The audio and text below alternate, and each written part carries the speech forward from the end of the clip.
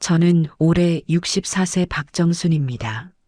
이제부터 들려드릴 이야기는 한 며느리의 배신으로 시작된 제 인생 최대의 시련입니다. 아들 경수는 대기업에 다니는 평범한 회사원이었습니다. 3년 전 아들이 결혼한다고 했을 때 저는 얼마나 기뻤는지 모릅니다. 중소기업 격리로 일하는 며느리는 첫 만남부터 예의 바른 모습이었습니다. 어머님, 앞으로 친딸처럼 잘 모시겠습니다. 허리를 90도로 굽혀 인사하는 모습이 참 마음에 들었습니다. 결혼식 전까지 일주일이 멀다 하고 찾아왔습니다. 제가 좋아하는 과일을 사오고 집안일도 도왔습니다. 명절이면 친정 어머니와 함께 와서 음식 준비를 거들었습니다. 주변 친구들도 우리 며느리를 보고 부러워했습니다. 정순 씨는 복도 많아. 며느리 참 착해 보여. 결혼식 날 안사도는 연신 고개를 숙이며 딸을 잘 부탁한다고 했습니다. 처음 1년은 정말 신혼부부다운 모습이었습니다. 맞벌이를 하면서도 주말마다 저를 찾아왔고 제 안부를 살폈습니다.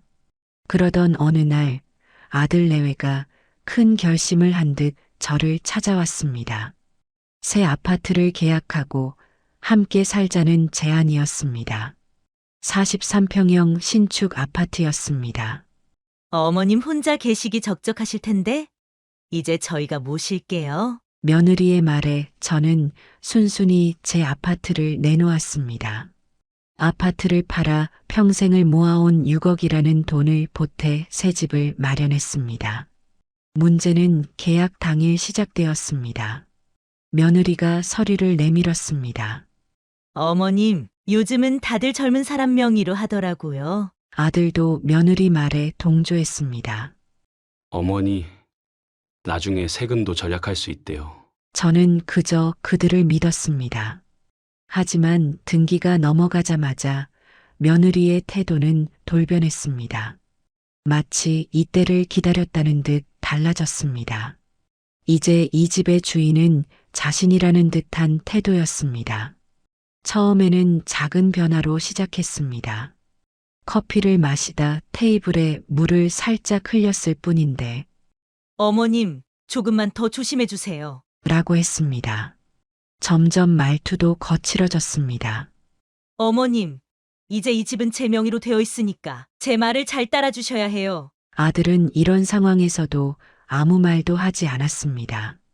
오히려 거들었습니다. 어머니, 집사람 말이 맞아요. 그렇게 저의 불행은 시작되었습니다. 처음에 공손하고 예의 바르던 며느리는 온데간데 없었습니다. 이제는 매일 아침 일어나면서부터 불안해졌습니다. 며느리가 어떤 말을 할지, 어떤 표정을 지을지 걱정이었습니다.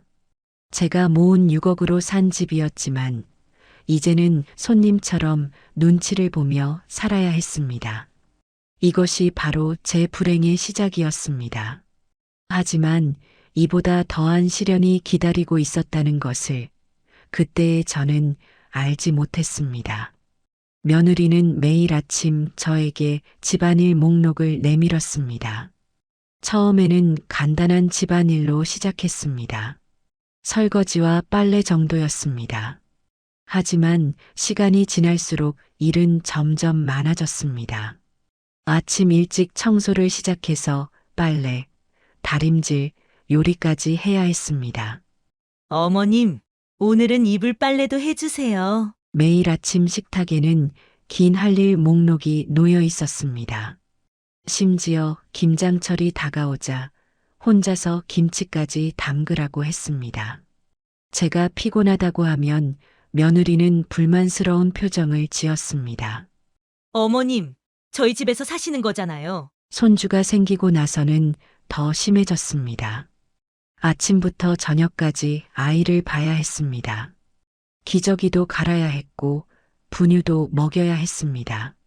제 나이가 있는데도 며느리는 아무런 배려가 없었습니다. 아이가 밤새 울어도 저더러 달래라고 했습니다. 제 방은 집에서 가장 작은 방이었습니다. 창문도 작아서 환기가 잘 되지 않았습니다. 점점 그 작은 방마저 손주 장난감 창고가 되어갔습니다. 장난감과 아기 옷가지들이 하나둘 쌓이더니 제 옷장까지 잠식했습니다. 이제는 제 물건을 놓을 자리도 없었습니다. 어머님 방이 제일 좁으니까 여기라도 놔야죠. 주방에서도 자유롭지 못했습니다. 제가 좋아하는 된장찌개를 끓이면 며느리는 얼굴을 찌푸렸습니다. 어머님, 냄새나는 음식은 제가 없을 때만 해주세요. 점심때는 전화로 저녁 반찬을 지시했습니다. 오늘은 갈비찜 해주세요. 애기 아빠가 먹고 싶대요. 거실에서 TV를 보는 것도 눈치를 봐야 했습니다. 소리가 크다며 볼륨을 낮추라고 했고 드라마가 끝나면 바로 방으로 들어가라고 했습니다.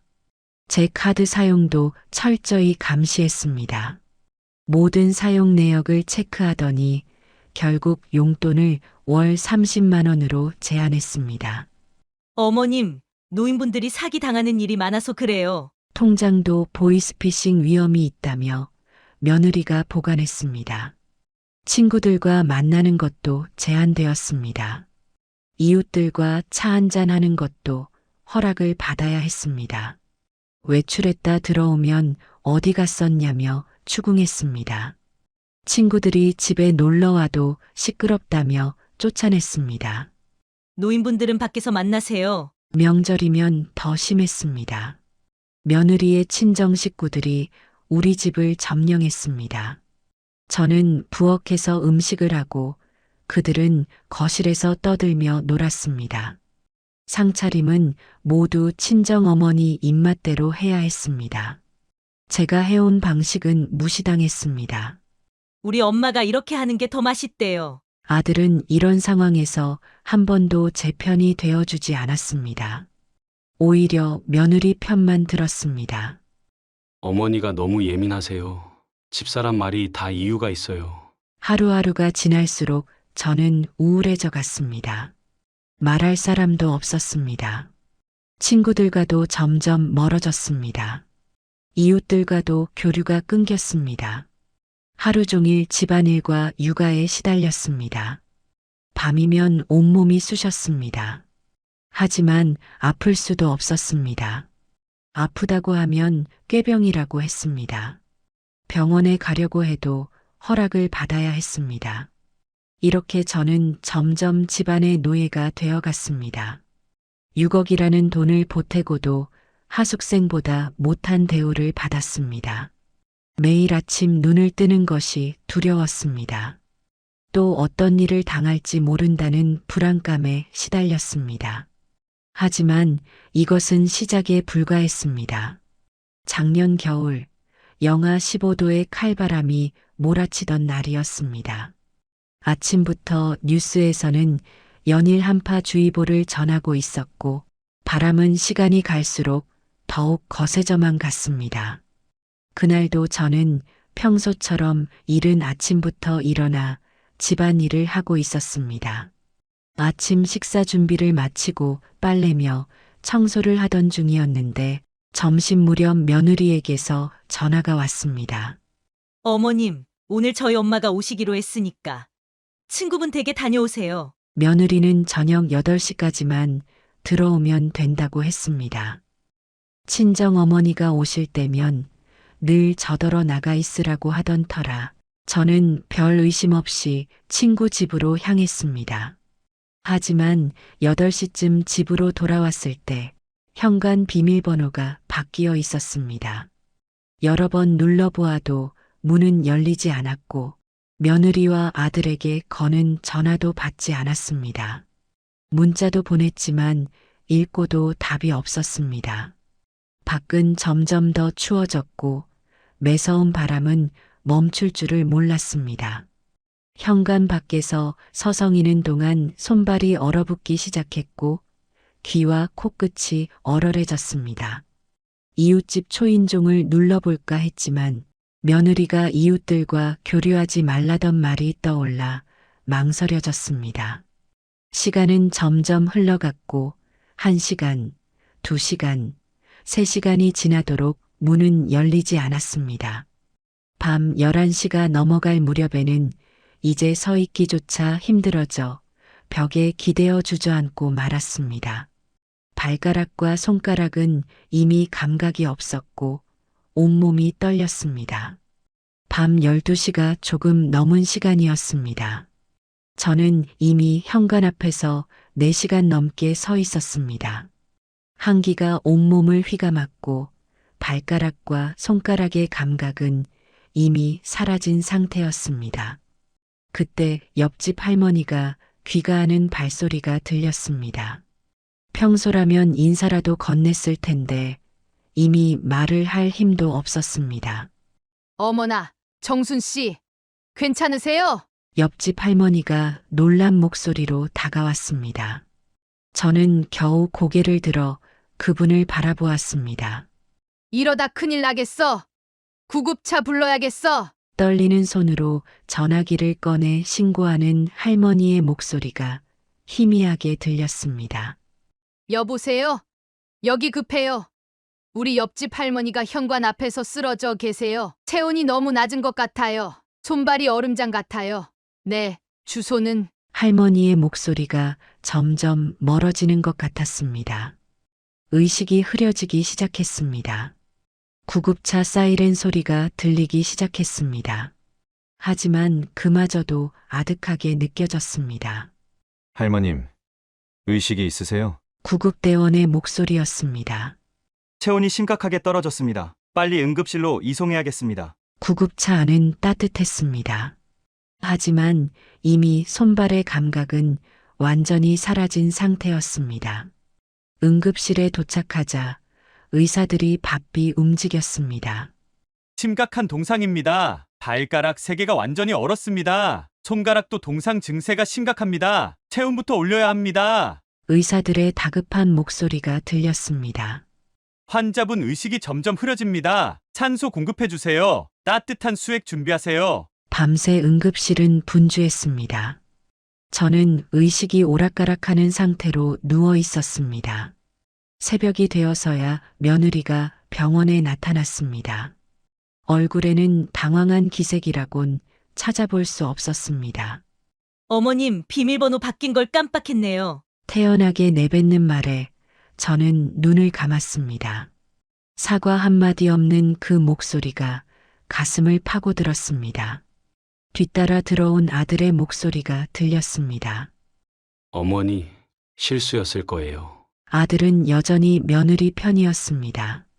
제가 동상으로 쓰러져 응급실에 누워 있는데도 며느리를 감싸기 바빴습니다. 그때였습니다. 며느리의 눈빛이 제 시선과 마주쳤습니다. 그 차가운 눈빛에서 모든 것을 읽을 수 있었습니다. 이것은 실수가 아니었습니다. 처음부터 계획된 일이었습니다. 영하 15도의 한파 속에 저를 내쫓은 것도, 전화를 받지 않은 것도 모든 것이 계획된 일이었습니다. 며느리의 눈빛이 그것을 말해주고 있었습니다. 마치 승리자처럼 바라보는 그 눈빛이 모든 것을 설명했습니다. 병실 창 밖으로 동이 트기 시작했습니다. 새로운 하루가 시작되는 순간 저는 결심했습니다. 이제는 더 이상 참지 않기로, 더 이상 며느리의 횡포를 견디지 않기로, 이제부터는 제가 행동할 차례라고. 병원에서 퇴원하고 집으로 돌아온 후 저는 조용히 계획을 세우기 시작했습니다. 일주일 동안은 침대에 누워 몸을 추스르는 척했습니다. 며느리는 평소와 다름없이 집안일을 지시했지만 동상 때문에 거동이 불편하다며 버텼습니다. 그 시간 동안 저는 머릿속으로 복수의 방법을 하나하나 그려나갔습니다. 우선 증거가 필요했습니다. 며느리의 모든 행동을 기록해야 했습니다. 첫 번째로 한 일은 녹음기를 구입하는 것이었습니다. 저는 마트에 다녀온다고 했습니다. 어머님, 그 몸으로 어딜 나가세요? 장 보러 가야지.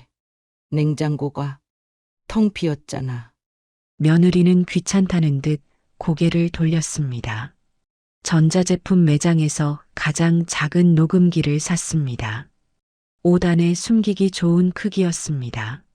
다음으로 은행에 들렀습니다. 모든 통장과 인감을 금고에 보관했습니다. CCTV가 있는 곳에서만 며느리를 만나기로 마음먹었습니다. 제 오랜 지인 중에 변호사가 한 분 계셨습니다.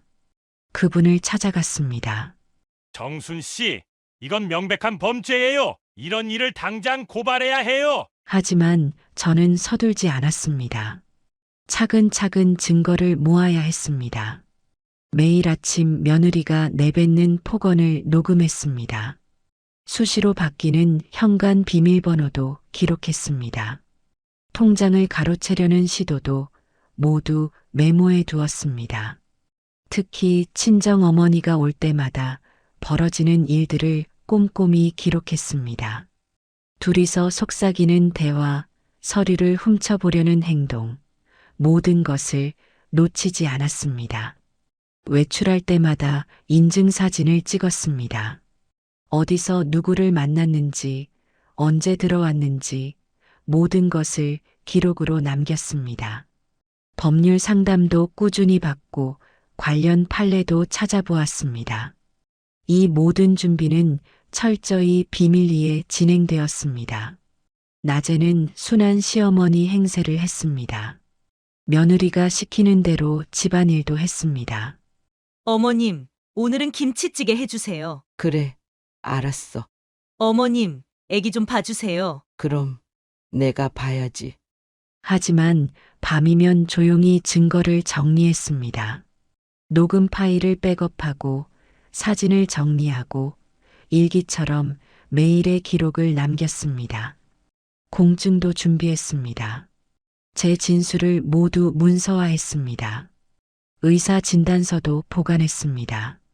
동상 사진도 증거로 남겼습니다. 이웃들의 증언도 확보했습니다. 그날 밤 저를 구해준 옆집 할머니께서 가장 큰 힘이 되어 주셨습니다. 그런 싸가지 없는 며느리는 가만두면 안 돼요. 다른 이웃들도 하나둘 도와주겠다고 나섰습니다. 한 달, 2달이 지나갔습니다. 증거는 차곡차곡 쌓여갔습니다. 제 손에 들어온 자료들은 이제 며느리의 범죄를 증명하기에 충분했습니다. 드디어 때가 왔다고 생각했습니다. 이제는 제가 행동할 차례였습니다. 더 이상 착한 시어머니는 없습니다. 이제부터는 제 인생을 되찾기 위한 싸움이 시작될 것입니다. 변호사 지인의 도움으로 며느리의 과거를 파헤치기 시작했습니다. 처음에는 단순한 조사였습니다. 하지만 알아갈수록 충격적인 사실들이 드러났습니다. 정순 씨, 이 자료들 좀 보세요. 변호사가 건넨 서류를 읽어내려가는 저의 손이 떨렸습니다. 며느리는 전 직장에서 횡령 혐의가 있었습니다. 회사 돈을 빼돌린 정황이 있었지만 합의로 무마된 사건이었습니다.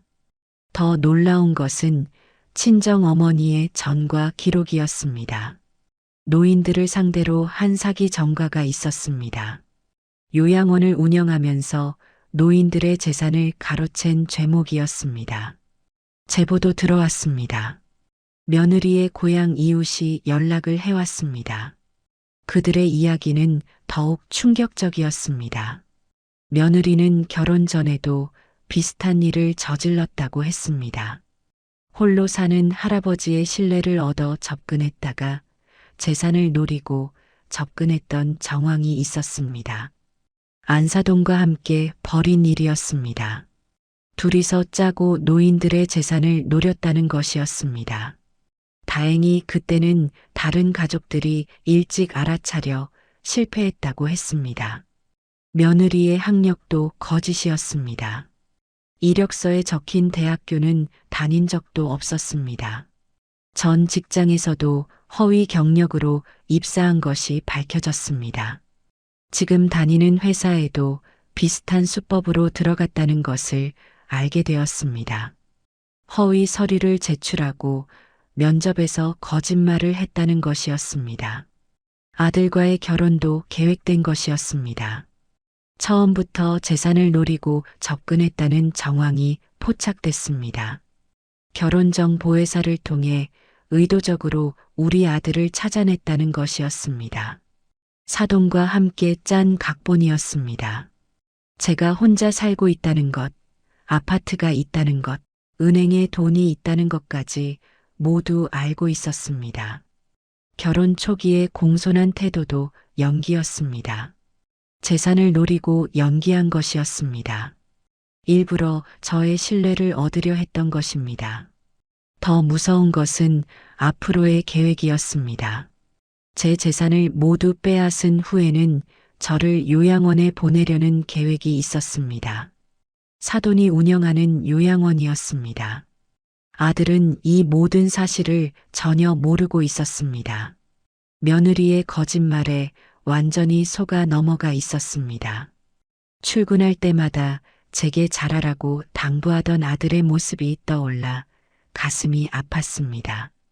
이웃들의 증언도 이어졌습니다. 며느리가 저를 집안일 도우미처럼 부리는 것을 봤다는 이야기, 한밤중에 쫓아낸 것을 봤다는 이야기, 매일 아침 큰 소리로 잔소리하는 것을 들었다는 이야기가 쏟아졌습니다. 경찰 조사도 시작되었습니다. 비밀리에 진행된 수사였습니다. 며느리의 계좌를 조사하자 불법적인 자금 흐름이 발견됐습니다. 친정어머니와의 수상한 거래 내역도 나왔습니다. 요양원 계좌도 조사됐습니다. 수많은 노인들의 재산이 빼돌려진 정황이 포착됐습니다. 민사소송이 여러 건 진행 중이라는 것도 알게 되었습니다. 이제 모든 것이 명확해졌습니다. 며느리의 본 모습이 드러난 것입니다. 가면을 쓴 채 저의 재산을 노리고 접근한 사기꾼이었습니다. 하지만 이제는 제가 모든 것을 알고 있었습니다. 증거도 충분했습니다. 때를 기다리고 있었습니다. 며느리가 마지막 카드를 써서 제 통장과 인감을 노릴 때까지 기다리기로 했습니다. 그리고 마침내 그날이 왔습니다. 며느리는 자신의 정체가 드러난 줄도 모르고 마지막 범행을 시도하려 했습니다. 기회는 생각보다 빨리 찾아왔습니다. 며느리가 오랫동안 계획했던 마지막 수를 두려는 순간이었습니다. 그날 아침 며느리는 평소와 다르게 친절했습니다. 아침 식사도 차려주겠다고 했고 집안일도 하지 말라고 했습니다. 어머님, 오늘은 제가 다 할게요. 어머님은 좀 쉬세요. 이미 저는 알고 있었습니다. 며느리의 수상한 행동은 모두 녹음기에 담겨 있었습니다. 전날 밤 사돈과 나눈 통화에서 모든 계획이 드러났습니다. 통장과 인감을 훔쳐서 제 재산을 모두 빼돌린 뒤 저를 요양원으로 보내겠다는 계획이었습니다. 이미 요양원과 짜고 치매 진단서까지 준비해 놓은 상태였습니다. 점심 무렵 며느리는 제 방으로 들어왔습니다. 어머님, 통장 좀 보여주세요. 이자가 좀 쌓였을 것 같아서요. 순순히 가방을 건넸습니다. 하지만 그 안에는 가짜 통장이 들어 있었습니다. 진짜 통장은 이미 안전한 곳에 보관되어 있었습니다. 며느리는 가방을 뒤지다가 인감도 찾아냈습니다. 물론 이것도 가짜였습니다. 어머님, 이거 잠깐 맡아둘게요. 바로 그때였습니다. 현관문이 열리는 소리가 들렸습니다. 경찰이 들어왔습니다. 뒤이어 아들도 들어왔습니다. 며느리는 당황했습니다. 손에 든 통장과 인감을 감추려 했습니다. 하지만 이미 늦었습니다. 김미연 씨, 지금 특수절도 미수현행범으로 체포하겠습니다. 며느리는 새빨개진 얼굴로 발광을 했습니다. 이게 무슨 짓이에요? 어머님, 어떻게 이럴 수 있어요? 하지만 이미 모든 증거가 있었습니다. 녹음 파일, CCTV 영상, 목격자 진술, 병원 진단서, 모든 것이 준비되어 있었습니다.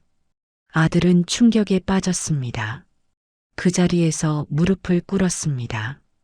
어머니, 저는 정말 몰랐습니다. 며느리는 체포되는 순간까지도 소리를 질렀습니다. 이 나쁜 시어머니. 내가 이렇게 잘해줬는데. 그때 친정 어머니도 현관으로 들어오려 했습니다. 하지만 이미 경찰이 기다리고 있었습니다. 최영숙 씨, 사기 혐의로 체포하겠습니다. 두 사람은 그대로 경찰서로 연행되었습니다. 취조 과정에서 모든 것이 밝혀졌습니다. 그동안의 범행, 노인들을 상대로 한 사기 행각, 요양원에서 벌인 불법 행위들이 모두 드러났습니다. 다른 피해자들도 나타났습니다. 며느리와 그녀의 친정 어머니에게 당한 노인들이 줄줄이 피해 사실을 신고했습니다. 모든 것이 끝났다고 생각한 그때 아들이 절망적인 표정으로 저를 바라봤습니다. 어머니, 정말 죄송합니다. 제가 이런 사람과 결혼해서 이제야 아들도 모든 것을 알게 되었습니다. 자신이 얼마나 큰 잘못을 저질렀는지, 얼마나 저를 힘들게 했는지 깨달은 것입니다. 그날 이후 집안의 공기가 바뀌었습니다. 며느리가 만들어 놓은 규칙들은 모두 사라졌습니다. 하지만 이것이 끝은 아니었습니다. 이제부터 재판이 시작될 것입니다. 그리고 저는 끝까지 이들을 단죄하기로 마음먹었습니다. 재판은 신속하게 진행되었습니다. 검찰은 며느리와 친정 어머니를 특수절도 미수, 사기, 협박 등의 혐의로 기소했습니다. 첫 재판날 검사가 증거를 하나씩 제출했습니다. 제가 준비한 모든 자료가 빈틈없이 법정에 공개되었습니다. 이번 사건의 첫 번째 증거를 보시겠습니다. 검사는 그날 밤에 CCTV 영상을 재생했습니다. 영하 15도 한파 속에서 4시간 넘게 현관 앞을 서성이는 제 모습이 담겨 있었습니다. 며느리는 자리에서 일어나 소리쳤습니다. 전 그냥 깜빡했을 뿐이에요. 고의가 아니라니까요. 판사가 법정 질서를 요구했습니다. 다음은 병원 진단서였습니다. 발가락 3개의 동상, 손가락 부위 동상, 전신 저체온증이 상세히 기록되어 있었습니다. 녹음 파일도 공개되었습니다. 며느리와 친정 어머니의 대화가 법정에 울려 퍼졌습니다. 엄마, 이제 통장만 찾으면 돼요? 그래. 그 다음엔 요양원으로 보내면 되니까 걱정 말어. 며느리의 얼굴이 창백해졌습니다. 이웃들도 증언대에 섰습니다. 박정순 여사님이 매일 아침부터 밤까지 집안일을 하시는 걸 봤습니다. 한겨울에 현관 앞에서 떨고 계신 모습을 봤어요. 그때 제가 119에 신고했습니다. 변호사가 며느리의 과거도 파헤쳤습니다. 전 직장에서의 횡령 사건, 허위 학력, 다른 피해 사례까지 모두 밝혀졌습니다. 안사도는 끝까지 버텼습니다. 이건 다 날 음해하려는 거야. 다 거짓말이라고. 하지만 요양원에서 피해를 본 노인들의 증언이 이어졌고 계좌 내역도 공개되었습니다. 판결이 선고되는 날 법정은 긴장감으로 가득했습니다. 피고인 김미연, 특수절도 미수, 사기, 협박 등의 혐의가 인정되어 실형을 선고합니다. 며느리는 그 자리에서 주저앉았습니다. 친정 어머니도 실형을 피하지 못했습니다. 민사 재판에서도 승소했습니다. 집은 제 명의로 돌아왔고 손해배상금도 받게 되었습니다. 아들이 재판이 끝난 후 제게 다가왔습니다. 어머니, 정말 죄송합니다. 저리가. 보기 싫으니까. 많은 기자들이 취재를 요청했습니다. 저는 당당히 말했습니다.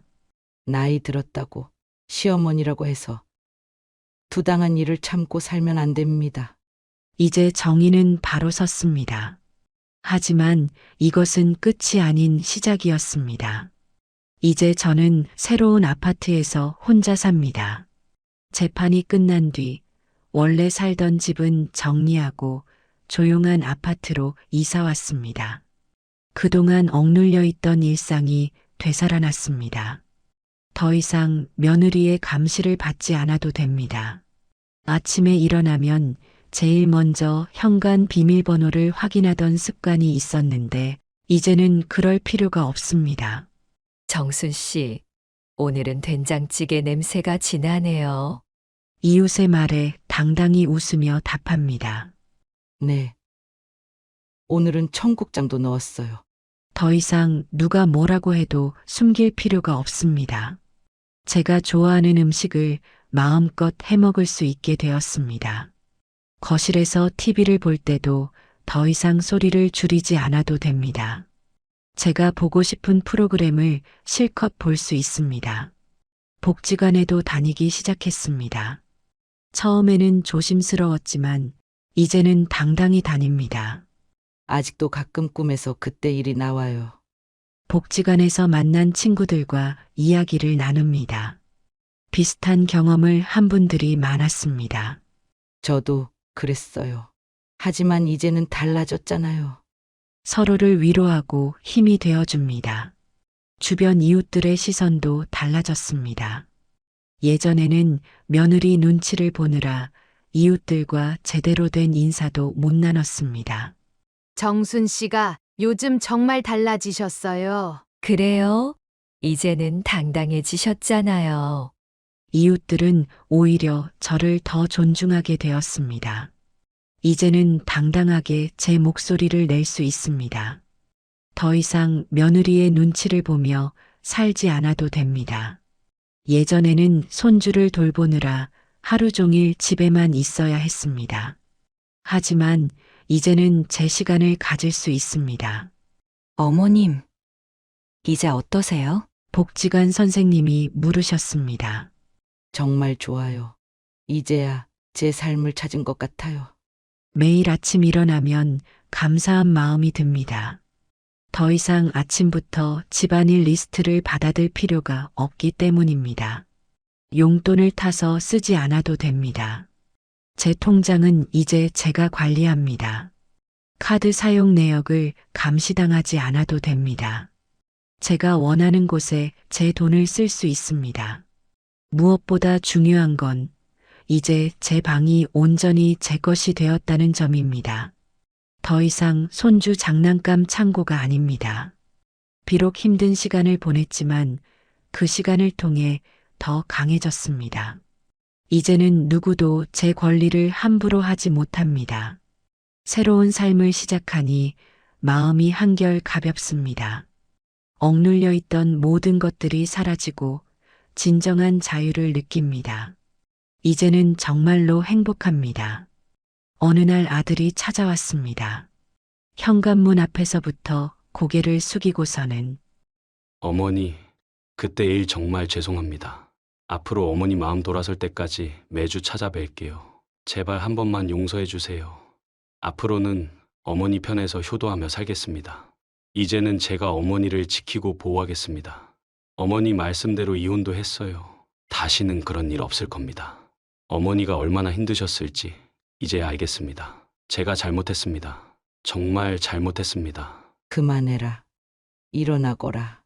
무릎 꿇지 마라. 더 이상 오지 마라. 이제는 너도 남이다. 그날 너가 며느리 편들 때 이미 끝난 거다. 그날 밤 내가 얼어 죽어도 모를 사람이다. 너가 내 아들이었다면 그럴 수 없었을 거다. 이제 와서 무릎 꿇어봤자 소용없다. 가라. 다시는 내 앞에 나타나지 마라. 어머니, 그때는 제가 정신이 없었어요. 며느리의 거짓말에 속아 어머니를 외면했습니다. 하루도 편히 잠들지 못했어요. 어머니 생각만 하면 가슴이 찢어집니다. 제발 한 번만 기회를 주세요. 죽을 때까지 속죄하며 살겠습니다. 어머니가 저주하실 만해요. 하지만 그래도 저는 어머니 아들입니다. 어머니, 아들로 살고 싶습니다. 내 아들은 이미 죽었다. 그날 밤 현관 앞에서 얼어 죽을 뻔했을 때 함께 죽었다. 이제 와서 무슨 말을 해도 소용없다. 넌 이미 얘기는 남이야. 네 인생 살아라. 나도 내 인생 살 거니까 다시는 찾아오지 마라. 이제 너에게 줄 용서도 사랑도 없다. 이게 마지막이다. 가거라. 저는 아들을 용서할 생각이 조금도 없습니다. 저는 요즘은 노인 권익보호단체에서 강연을 합니다. 처음에는 떨리는 마음으로 시작했지만 이제는 제법 자신이 생겼습니다. 여러분, 나이 들었다고 참기만 하면 안 됩니다. 강연장에는 항상 비슷한 처지의 분들이 많이 오십니다. 제 이야기를 들으며 눈물을 훔치는 분들도 계십니다. 박정순 선생님 덕분에 용기를 얻었어요. 저도 이제는 당당히 맞서볼 생각입니다. 이런 말씀을 들을 때마다 가슴이 뭉클합니다. 상담도 시작했습니다. 비슷한 일을 겪은 분들이 찾아오시면 제 경험을 바탕으로 조언을 해드립니다. 저는 어떻게 해야 할까요? 혼자 참지 마세요. 증거를 모으세요. 처음에는 저도 두려웠어요. 하지만 이제는 달라졌잖아요. 복지관에서는 스마트폰 활용법도 배웁니다. 처음에는 어려웠지만 이제는 제법 잘 다룹니다.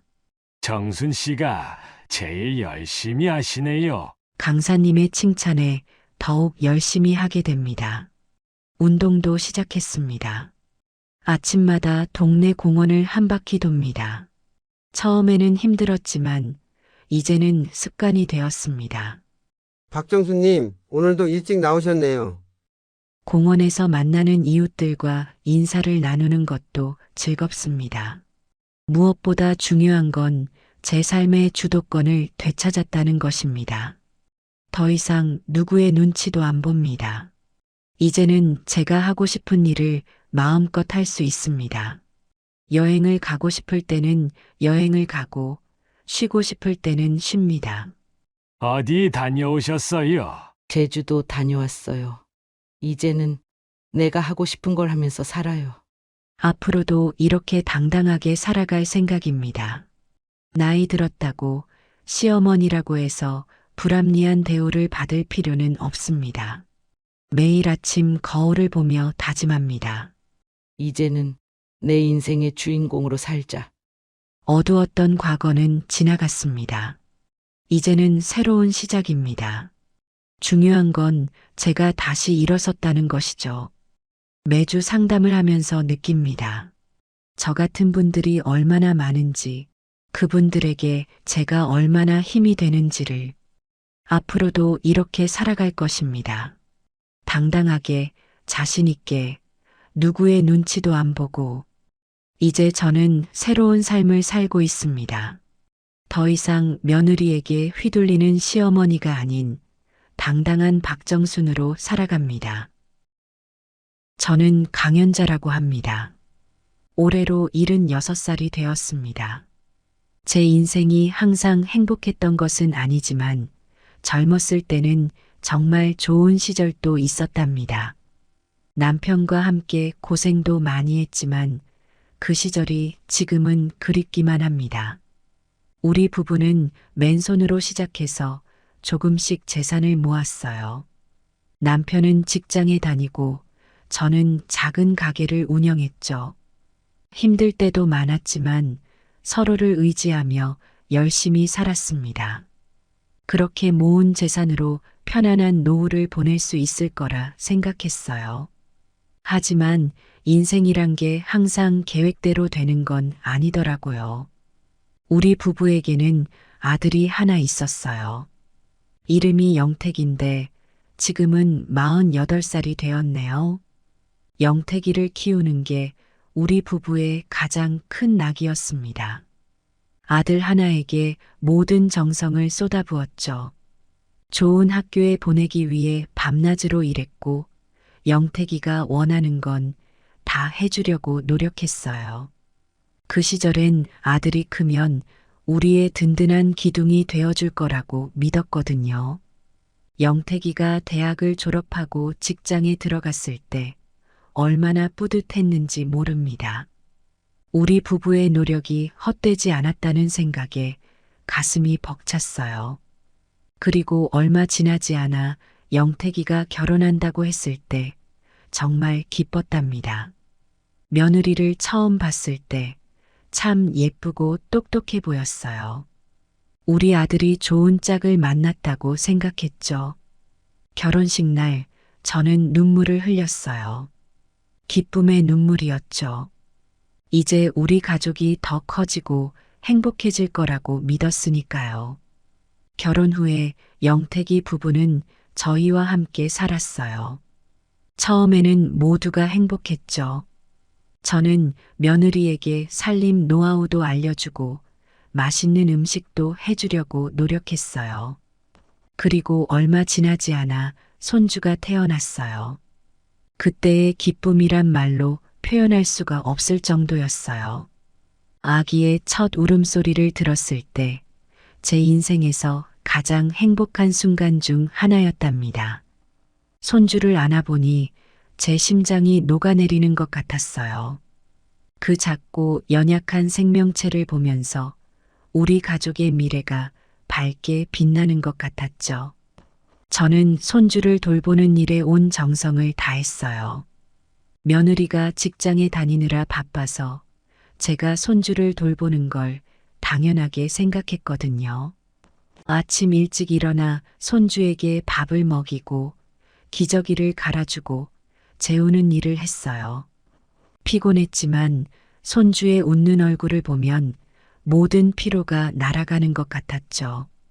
손주가 첫 걸음마를 뗐을 때 얼마나 기뻤는지 모릅니다. 제가 손을 잡고 걷는 연습을 시켰거든요. 그 작은 발걸음 하나하나가 제겐 큰 기쁨이었어요. 하지만 시간이 지나면서 며느리와의 관계가 조금씩 틀어지기 시작했어요. 처음에는 사소한 일들이었죠. 제가 손주에게 옛날 방식으로 이유식을 먹이는 것을 며느리가 못마땅해 했어요. 어머니, 요즘은 그렇게 안 해요. 라고 말하더라고요. 저는 그저 제가 아는 방식대로 최선을 다한 것뿐인데 며느리 눈에는 그게 잘못 보였나 봐요. 또 손주를 업어주는 것도 문제가 되었어요. 며느리는 아기띠를 사용하라고 했지만 저는 그게 어색하고 불편하더라고요. 이런 작은 일들이 쌓이면서 며느리와의 갈등이 생기기 시작했어요. 하지만 저는 참았습니다. 가족의 화합이 무엇보다 중요하다고 생각했거든요. 며느리가 화를 내도 저는 웃으면서 넘기려고 했어요. 그래, 너 말이 맞다. 라고 하면서 양보했죠. 사실 마음속으로는 서운하고 속상했지만 그런 내색은 하지 않으려고 노력했어요. 그렇게 세월이 흘러갔습니다. 손주는 쑥쑥 자라고 우리 가족은 겉으로 보기에는 평화로워 보였을 거예요. 하지만 그 평화의 이면에는 제 마음속에 작은 상처들이 쌓여가고 있었답니다. 그래도 저는 행복했어요. 가족과 함께 있다는 것만으로도 감사했으니까요. 영택이가 회사에서 승진했다는 소식을 들었을 때 얼마나 자랑스러웠는지 모릅니다. 아들의 성공이 곧 제 성공 같았어요. 모든 어려움을 이겨내고 이만큼 컸구나 싶어서 가슴이 뭉클했죠. 그때만 해도 저는 우리 가족의 미래가 밝다고 믿었어요. 영택이가 잘 되면 우리 모두가 행복해질 수 있을 거라고 생각했거든요. 하지만 세상 일이란 게 꼭 우리 마음대로 되는 건 아니더라고요. 제가 그때 앞으로 일어날 일들을 알았더라면 어떻게 했을까요? 아마도 더 힘들게 살았을지도 모르겠어요. 그래도 지금 와서 생각해보면 그때의 행복했던 기억들이 제게는 큰 위로가 됩니다. 여러분, 가족과 함께하는 시간을 소중히 여기세요. 지금 이 순간이 나중에는 그리운 추억이 될 테니까요. 그날은 평범한 봄날이었어요. 창밖으로 꽃들이 피어나는 걸 보며 커피를 마시고 있었죠. 그때 영택이가 갑자기 집으로 찾아왔어요. 평소와는 다르게 굉장히 들떠 보였어요. 어머니, 제게 좋은 기회가 생겼어요. 저는 무슨 일인지 궁금해서 귀를 기울였습니다. 영택이의 이야기를 들어보니 자신만의 사업을 시작하고 싶다고 하더라고요. 회사 생활에 지쳐 새로운 도전을 하고 싶다고 했죠. 어머니, 제가 오랫동안 준비해온 사업 계획이 있어요. 이번이 기회라고 생각해요. 영택이의 눈빛은 열정으로 가득 차 있었어요. 하지만 문제는 초기 자금이 필요하다는 거였어요. 어머니, 3억만 있으면 제 인생이 완전히 바뀔 것 같아요. 저는 순간 당황했어요. 3억이라니 적은 돈이 아니었거든요. 하지만 아들의 간절한 눈빛을 보니 마음이 흔들렸어요. 영태가 그 돈이 정말 필요하니? 라고 물었죠. 영택이는 고개를 끄덕이며 네, 어머니. 이번 기회를 놓치면 다시 오지 않을 것 같아요. 라고 대답했어요. 그는 자세한 사업 계획을 설명했어요. 온라인 쇼핑몰을 만들어 특별한 상품을 판매하겠다고 했죠. 시장 조사도 했고 파트너도 구했다고 했어요. 저는 잠시 고민에 빠졌어요. 그동안 모아둔 돈도 있고 집도 있었지만 3억을 한 번에 내놓기는 쉽지 않았거든요. 하지만 아들을 위해서라면 그렇게 생각하니 결심이 섰어요. 알았다, 영태가. 어머니가 어떻게든 마련해 볼게. 라고 말했죠. 영택이의 얼굴에 환한 미소가 번졌어요. 그 모습을 보니 제 결정이 옳았다는 생각이 들었어요. 다음 날 저는 은행에 갔어요. 집을 담보로 대출을 받기로 한 거죠. 은행 직원과 이야기를 나누면서 마음이 무거웠어요. 이게 과연 옳은 결정일까 하는 의구심이 들었거든요. 하지만 아들을 위해서라면 그렇게 스스로를 다독였죠. 며칠 후 3억이 준비되었어요. 영택이에게 연락했더니 곧바로 집으로 달려왔어요. 돈을 건네면서 저는 말했어요. 영태가 이 돈으로 꼭 성공하길 바란다. 영택이는 눈물을 글썽이며 고마워했어요. 어머니, 정말 감사합니다. 꼭 성공해서 은혜를 갚겠습니다. 라고 말하더라고요. 그 말을 들으니 가슴이 뭉클해졌어요. 며느리도 함께 왔는데 저에게 인사를 하더라고요. 어머니, 정말 감사합니다. 은혜 잊지 않겠습니다. 하지만 왠지 모르게 며느리의 눈빛이 불편해 보였어요. 입으로는 고맙다고 하지만 뭔가 석연치 않은 기분이 들었죠. 그때는 그냥 제 기분 탓이라고 생각했어요.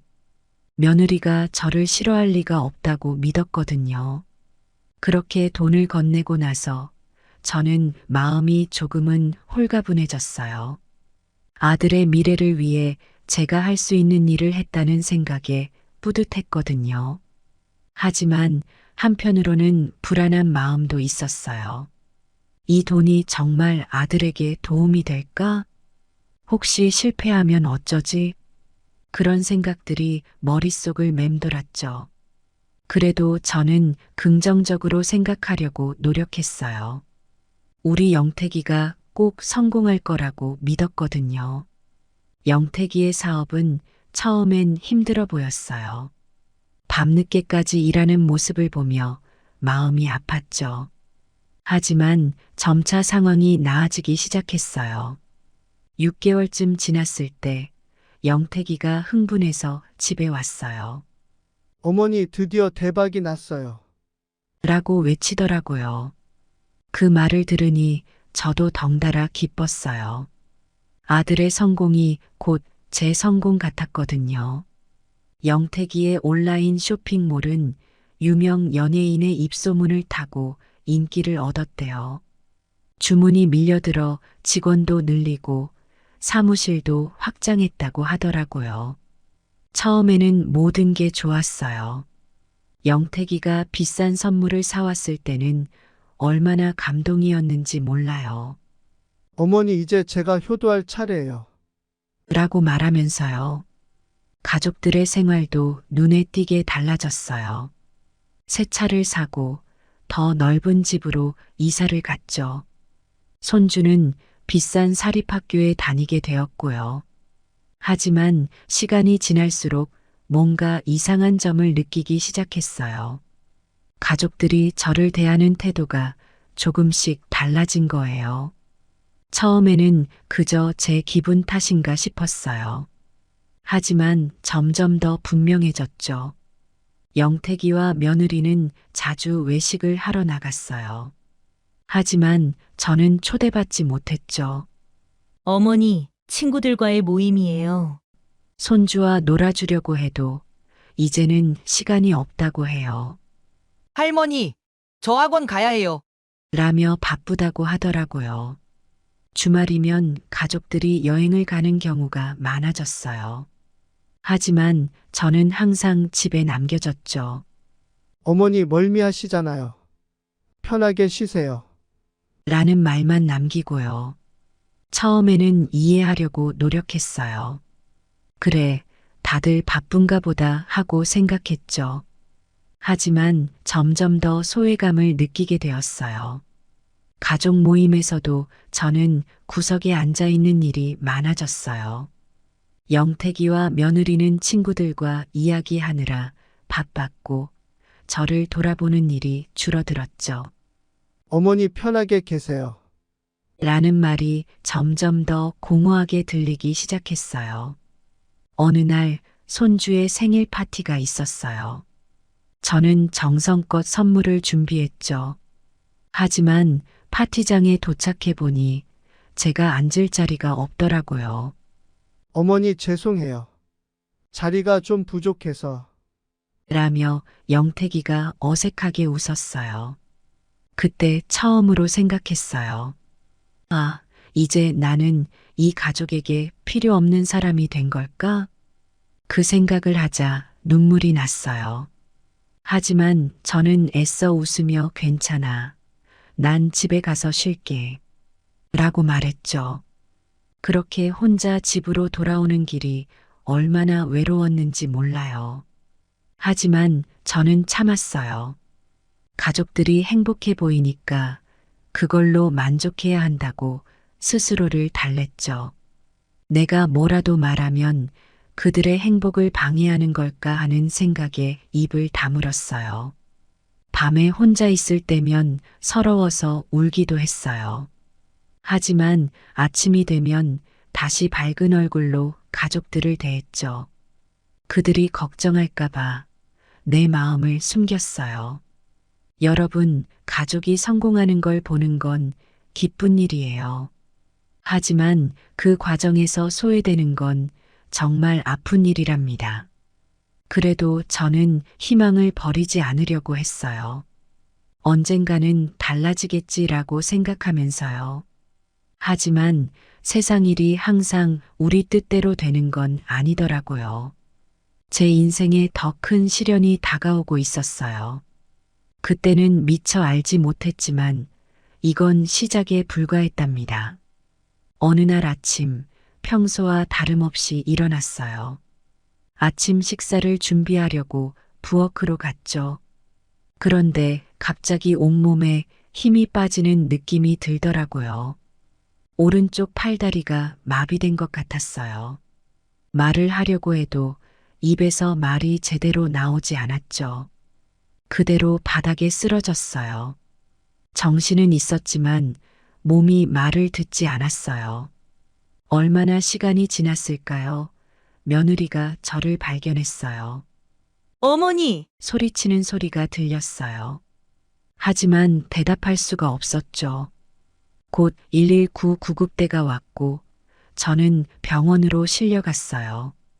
의사 선생님 말씀으로는 뇌졸중이래요. 다행히 빨리 발견해서 큰 후유증은 없을 거라고 하더라고요. 하지만 당분간 입원해서 치료를 받아야 한다고 했죠. 처음에는 가족들이 걱정을 많이 했어요. 영택이가 병실에 와서 울면서 어머니 제발 괜찮아지세요. 라고 말하더라고요.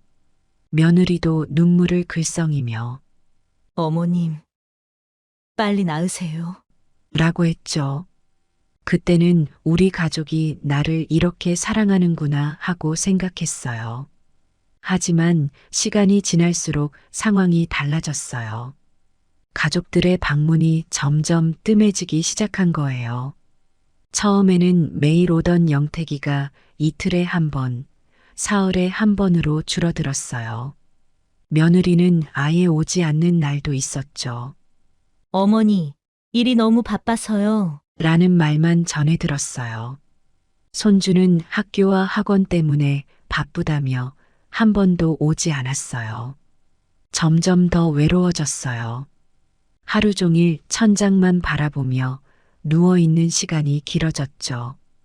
간호사 선생님들이 친절하게 대해주셨지만 가족의 빈자리를 채우기에는 부족했어요. 재활 치료를 받으러 갈 때면 다른 환자들의 가족들이 부지런히 오가는 모습을 보게 되었어요. 그럴 때마다 마음이 아팠죠. 나는 왜 저렇게 가족의 사랑을 받지 못하는 걸까? 하는 생각이 들었어요. 하지만 저는 참았어요. 가족들에게 부담을 주고 싶지 않았거든요.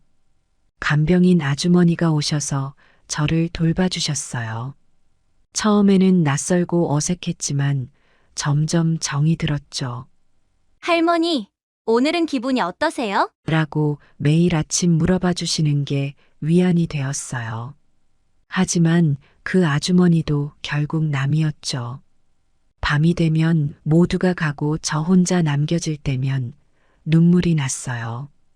가족 사진을 보면서 혼자 이야기를 나누곤 했죠. 영태가, 너희는 잘 지내니? 내가 보고 싶지는 않니? 하지만 대답은 없었어요. 그저 차가운 병실의 정막만이 저를 감쌌죠. 어느 날 의사 선생님이 오셔서 말씀하셨어요.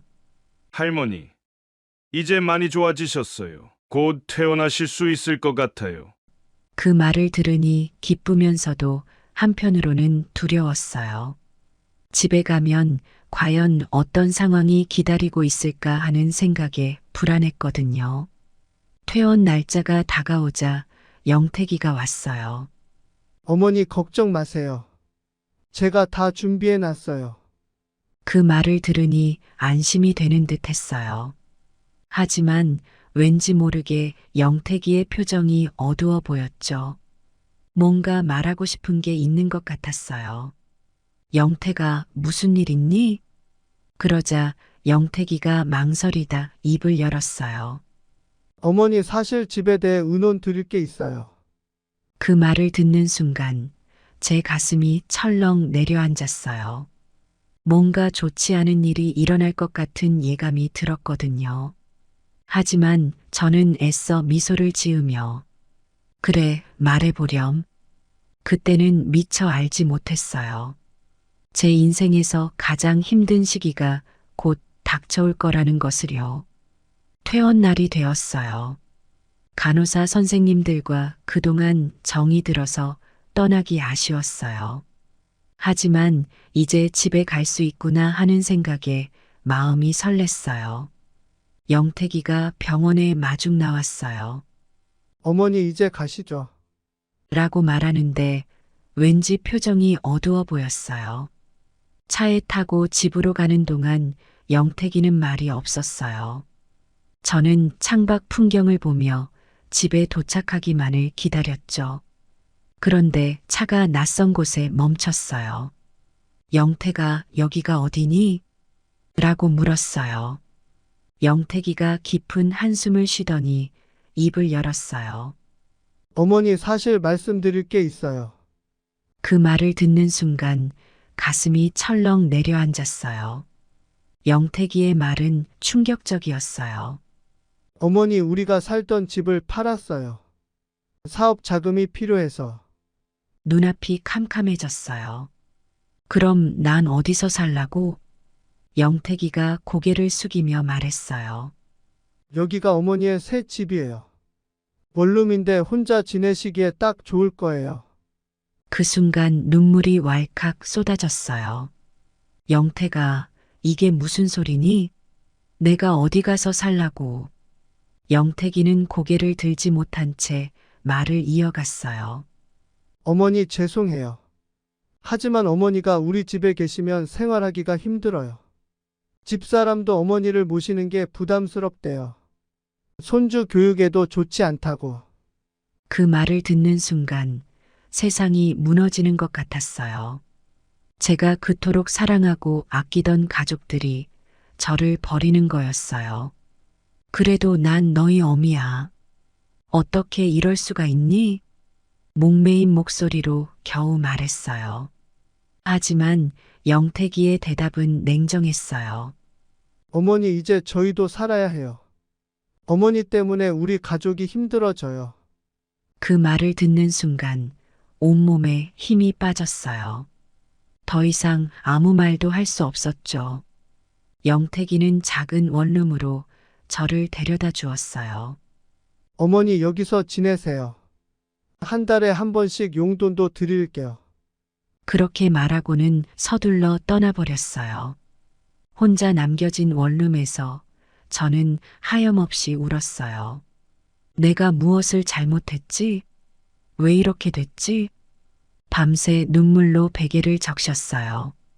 다음 날 아침 눈을 떴을 때 이게 모두 꿈이기를 바랐어요. 하지만 현실은 냉혹했죠. 낯선 원룸, 좁은 공간, 그리고 깊은 고독. 이것이 제가 맞이한 새로운 현실이었어요. 처음 며칠은 아무것도 할 수 없었어요. 그저 멍하니 앉아 있거나 누워 있었죠. 가끔 전화가 올까 싶어 핸드폰만 붙들고 있었어요. 하지만 전화는 오지 않았어요. 일주일이 지나고 보니 살아야겠다는 생각이 들었어요. 이대로 주저앉을 순 없다고 마음먹었죠. 천천히 원룸 주변을 돌아다니기 시작했어요. 근처에 작은 공원이 있더라고요. 그곳에 가서 앉아 있으면 마음이 조금은 편해졌어요. 한 달이 지나고 영택이가 약속대로 용돈을 보내왔어요. 문자 메시지로 계좌번호만 알려주더라고요. 한마디 안부도 없이. 그 돈으로 근근히 살아가기 시작했어요. 하지만 병원비와 약값을 내고 나면 얼마 남지 않았죠. 식사도 제대로 하기 힘들 정도였어요. 그래도 저는 버텼어요. 언젠가는 달라지겠지라는 희망을 가지고요.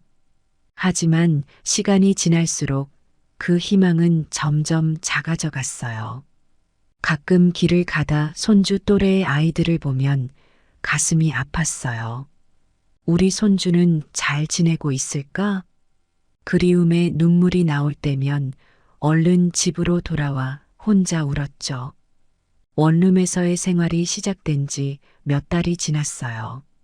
처음에는 적응하기가 무척 힘들었죠.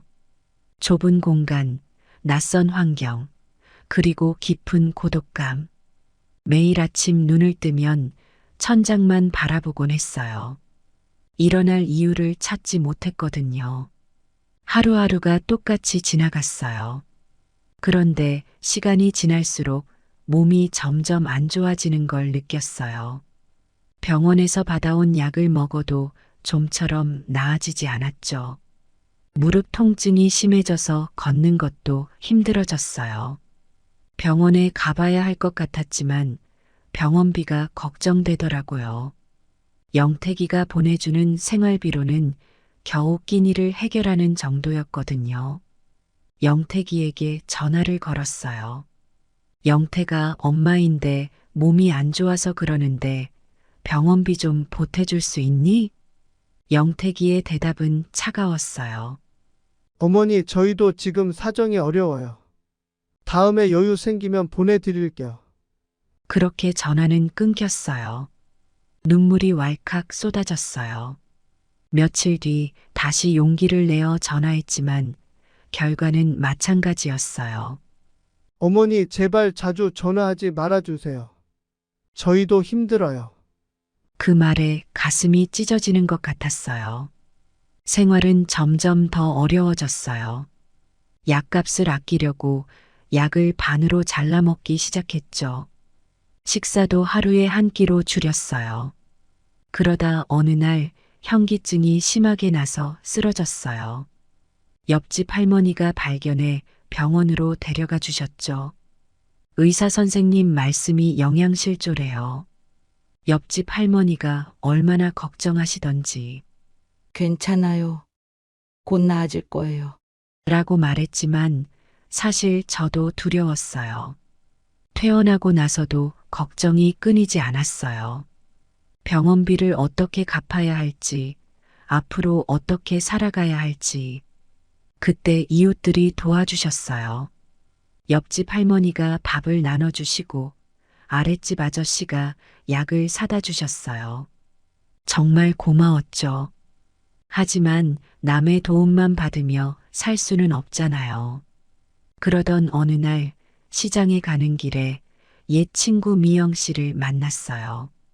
어머나, 연자야, 여기서 뭐하니?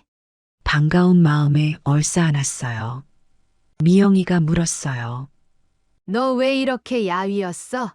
무슨 일 있었니? 순간 눈물이 나왔어요. 지난 몇 개월간 있었던 일을 털어놓았죠.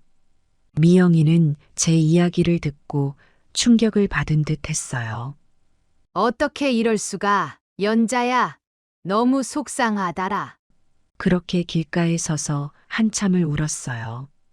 오랜만에 만난 친구 앞에서 그동안의 서름을 다 털어놓았죠. 미영이가 제 손을 꼭 잡아주었어요. 연자야, 힘내. 내가 도와줄게게. 그 말에 또다시 눈물이 났어요. 이제야 누군가 내 편이 되어준다는 생각에 마음이 따뜻해졌어요. 그날 이후로 미영이가 자주 찾아와 주었어요. 가끔 반찬도 만들어 오고 이야기도 들어주고 그렇게 조금씩 힘을 내기 시작했어요. 여전히 힘들고 외롭지만 이제는 혼자가 아니라는 생각이 들었죠. 미영이의 도움으로 조금씩 힘을 내기 시작했어요. 어느 날 미영이가 제안을 했어요. 연자야, 우리 노인복지센터에 한번 가보는 게 어때? 처음엔 망설였지만 용기를 내어 가보기로 했어요. 복지센터에 도착하니 많은 어르신들이 계시더라고요. 담당 사회복지사 선생님이 반갑게 맞아주셨어요. 할머니, 어서 오세요. 여기서 좋은 시간 보내셨으면 좋겠어요. 그 말에 왠지 모르게 눈물이 났어요. 오랜만에 누군가가 저를 반갑게 맞아주는 것 같아서요. 센터에서 다양한 프로그램에 참여하게 됐어요. 체조도 하고 노래도 부르고 그림도 그렸죠. 처음에는 어색했지만 점점 재미를 느끼기 시작했어요. 그러다 문득 깨달았어요. 아, 나도 아직 살아있구나. 그 생각을 하니 가슴이 뭉클해졌어요. 센터에서 만난 다른 어르신들과 이야기를 나누다 보니 저만 힘든 게 아니더라고요. 비슷한 처지의 분들이 많았어요. 그 중에는 저보다 더 힘든 상황에 계신 분들도 계셨죠. 그분들의 이야기를 들으며 위로를 받았어요. 나만 힘든 게 아니구나. 그렇게 생각하니 조금은 마음이 편해졌어요. 어느 날 센터에서 법률 상담 프로그램이 있었어요. 변호사 선생님이 오셔서 노인 권리에 대해 설명해 주셨죠. 어르신들, 여러분에게도 권리가 있습니다. 자식이라고 해서 부모의 재산을 마음대로 할 수 없어요. 그 말을 듣는 순간 가슴이 쿵 내려앉는 것 같았어요. 그래, 나에게도 권리가 있지. 상담이 끝나고 용기를 내어 변호사 선생님께 제 상황을 말씀드렸어요. 선생님은 제 이야기를 듣고 고개를 끄덕이셨어요. 할머니, 충분히 법적 대응이 가능합니다. 재산 반환을 요구할 수 있어요. 그 말을 듣고 나니 힘이 솟는 것 같았어요. 하지만 한편으로는 두려웠죠. 영택이와 관계가 더 나빠지면 어쩌지. 며칠을 고민했어요. 잠도 제대로 이루지 못했죠. 그러다 결심했어요. 이대로는 안 돼. 나도 당당히 살아야 해. 용기를 내어 영택이에게 전화를 걸었어요. 영택아, 엄마야. 우리 좀 만나서 이야기 나눌 수 있을까? 영택이의 목소리가 조금 놀란 것 같았어요. 네? 어머니 무슨 일이세요? 그냥 엄마가 할 말이 있어서. 며칠 뒤 카페에서 영택이를 만났어요. 영택이의 표정이 굳어 있었죠. 깊은 한숨을 쉬고 입을 열었어요. 영택아, 엄마가 그동안 재산을 너한테 다 줬잖니. 그런데 이제 와서 보니 그게 잘한 일인지 모르겠구나. 영택이의 얼굴이 굳어졌어요. 어머니 무슨 말씀이세요? 영택아, 엄마도 살아야 해. 이대로는 너무 힘들어. 영택이의 목소리가 높아졌어요. 어머니, 저희도 지금 사정이 어려워요. 돈 돌려달라는 말씀이세요? 눈물을 참으며 대답했어요. 그래, 엄마도 살아야 하니까. 집이라도 돌려줬으면 좋겠어. 영택이가 자리에서 벌떡 일어났어요. 어머니, 그럴 순 없어요. 그 돈으로 사업하고 있잖아요. 가슴이 아팠지만 참을 수 없었어요. 영택아, 그래도 난 네 어미야. 이렇게 살 순 없어. 영택이는 화를 내며 자리를 떠났어요. 그렇게 첫 대면은 실패로 끝났지만 포기하지 않았어요. 영택이와의 만남 이후 며칠 동안 연락이 없었어요. 마음이 무거웠지만 후회하지는 않았어요. 그 며칠 동안 저는 창밖만 바라보며 지냈어요. 영택이는 지금 뭘 하고 있을까? 내 말을 어떻게 받아들였을까? 그런 생각들로 잠 못 이루는 밤도 많았죠. 그러던 어느 날 아침 갑자기 영택이에게서 전화가 왔어요. 전화벨 소리에 가슴이 쿵쾅거렸어요. 떨리는 손으로 전화를 받았죠. 어머니, 죄송합니다. 제가 너무 한 것 같아요. 영택이의 목소리가 떨리고 있었어요. 평소에 당당하던 모습은 온데간데 없고 죄송해하는 목소리였죠. 어제 아내와 크게 싸웠어요. 어머니 일로. 영택이의 이야기를 들어보니 며느리와 의견 충돌이 있었던 모양이에요. 며느리는 여전히 저를 받아들이기 힘들어했지만 영택이가 생각을 바꾸기 시작한 것 같았어요. 어머니를 그렇게 대하면 안 된다고 했더니 아내가 화를 냈어요. 하지만 저는 이제 알겠어요. 제가 잘못했다는 걸. 영택이의 말에 가슴이 아팠어요. 아들 부부 사이에 균열이 생긴 것 같아 마음이 무거웠죠. 어머니, 우리 다시 한번 이야기 나눠보면 어떨까요? 그 말에 눈물이 났어요. 오랫동안 기다려온 말이었거든요. 그래, 영택아. 고마워. 목이 메어 겨우 이 말만 할 수 있었어요. 이번에는 영택이가 제가 있는 원룸으로 찾아왔어요. 문을 열어주는데 영택이의 얼굴이 많이 헬쑥해 보였어요. 잠도 제대로 못 잔 것 같았죠. 원룸을 보고 영택이의 눈에 눈물이 고이는 게 보였어요. 좁은 공간, 허름한 가구들. 영택이의 눈에는 이 모든 게 충격으로 다가온 것 같았어요. 어머니, 정말 죄송합니다. 이렇게 지내신 줄 몰랐어요. 영택이의 목소리가 떨렸어요. 저는 애써 미소를 지으며 대답했어요. 괜찮아. 이 정도면 충분해. 하지만 마음속으로는 너가 조금만 관심을 가졌더라면 알 수 있었을 텐데라는 생각이 들었어요. 오랜만에 아들과 마주 앉아 이야기를 나눴어요. 처음에는 어색했지만 차츰 마음을 열고 대화를 나누기 시작했죠. 서로의 입장을 이해하려고 노력했어요. 영택이도 사업 때문에 힘들었던 모양이에요. 어머니 사업이 생각만큼 잘 되지 않았어요. 빚도 많이 졌고. 그래서 스트레스를 많이 받았나 봐요. 영택이의 이야기를 들으니 마음이 아팠어요. 하지만 그게 저를 이렇게 대할 이유는 되지 못했죠. 영택아, 엄마도 너가 힘들었다는 걸 이해해. 하지만 그렇다고 엄마를 이렇게 내칠 순 없잖니. 제 말에 영택이가 고개를 숙였어요. 긴 대화 끝에 영택이가 말했어요. 어머니, 제가 잘못했습니다. 어머니 집은 꼭 다시 찾아드리겠습니다. 그 말을 듣는 순간 눈물이 왈칵 쏟아졌어요. 그동안 참았던 서름이 한꺼번에 터져 나왔죠. 아들이 저를 끌어안았어요. 어머니 용서해 주세요. 영택이도 울고 있었어요. 모자가 껴안고 한참을 울었어요.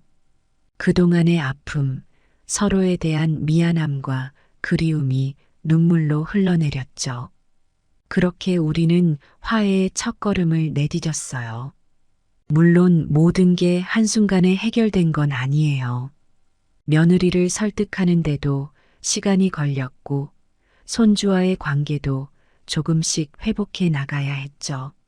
며느리는 처음에 많이 반대했어요. 여보, 갑자기 어머님을 모시자니 저도 준비가 안 됐어요. 그 말에 영택이가 대답했어요. 당신 생각도 이해해. 하지만 어머니는 우리 가족이야. 우리가 조금씩 노력하면 잘 지낼 수 있을 거야. 시간이 지나면서 며느리도 조금씩 마음을 열기 시작했어요. 손주와의 관계 회복은 더 쉬웠어요. 아이들은 순수하잖아요. 제가 집에 돌아오자 손주가 반갑게 뛰어와 안겼어요. 할머니, 보고 싶었어요. 그 말에 가슴이 뭉클해졌어요. 하지만 중요한 건 우리가 다시 가족으로 한 걸음 나아갔다는 거예요. 서로를 이해하고 용서하는 과정을 거치며 우리 가족은 더 단단해졌어요. 영택이와의 화해 이후 제 인생에 조금씩 변화가 생기기 시작했어요. 우선 영택이가 저를 위해 새로운 집을 마련해 주었어요. 예전 집처럼 크진 않지만 제가 편하게 지낼 수 있는 아담한 아파트였죠. 어머니 예전 집은 이미 팔아서 돌려드릴 순 없지만 이 집에서 편하게 지내세요. 제가 잘못한 만큼 보상해 드리고 싶어요. 영택이의 말에 마음이 찡했어요. 새 집으로 이사하는 날 가슴이 설렜어요. 현관문을 열고 들어설 때 눈물이 왈칵 쏟아졌어요. 내 집이야. 드디어 내 공간이 생겼어. 비록 예전 집은 아니지만 이제 제 보금자리가 생겼다는 사실에 감격했어요. 하지만 더 중요한 건 가족과의 관계 회복이었어요. 영택이가 주말마다 찾아와 함께 시간을 보내기 시작했어요. 가끔은 근처 공원으로 산책도 가고 영택이가 좋아하는 등산도 갔죠. 오랜만에 아들과 함께 보내는 시간이 정말 행복했어요. 며느리도 조금씩 마음을 열기 시작했고 손주와도 다시 가까워졌어요. 가족 식사 자리가 늘어났고 웃음소리가 집안에 가득해졌어요. 이제 저는 매일 아침 감사하는 마음으로 하루를 시작해요. 비록 예전의 재산을 완전히 되찾지는 못했지만 가족의 소중함을 다시 한번 깨닫게 되었거든요. 앞으로도 우리 가족이 서로 이해하고 사랑하며 살아갈 수 있기를 바라요. 여러분, 가족 간의 갈등은 누구에게나 있을 수 있어요. 하지만 중요한 건 포기하지 않는 거예요. 서로를 이해하려 노력하고 용서하고 사랑하는 마음. 그것이 우리를 하나로 묶어주는 힘이 될 거예요. 감사합니다.